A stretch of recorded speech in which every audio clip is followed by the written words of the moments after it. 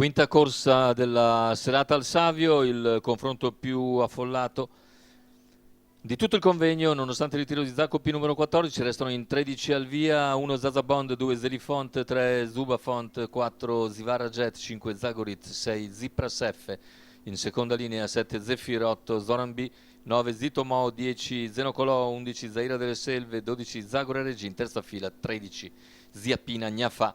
Corsa molto incerta, favore in chiusura per Zaira delle Selve numero 11, alternativa principale Zagorit numero 5.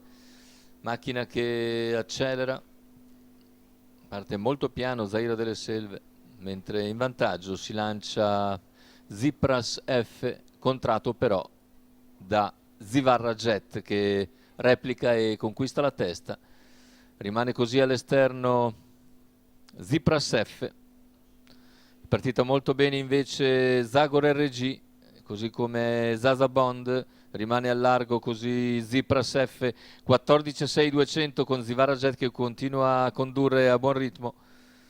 Si adegua al largo Zipras F dopo i primi 400 metri di gara completati in 29.2, e dalle retrovie cerca di risalire Zaira delle Selve.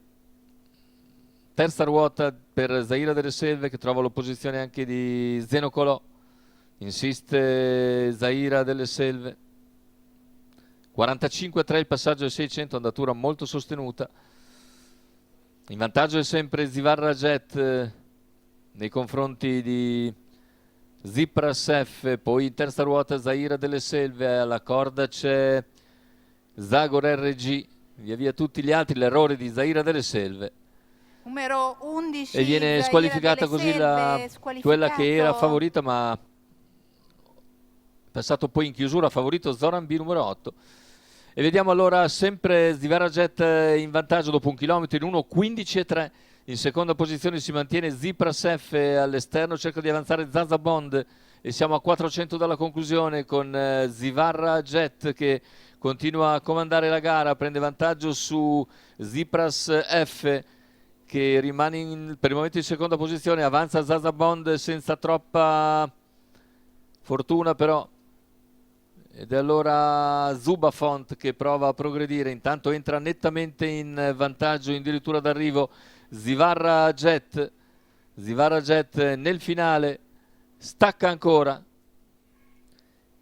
e vince nettamente nei confronti di un eccellente Zipras F per il terzo. Sono in 3 su di una linea.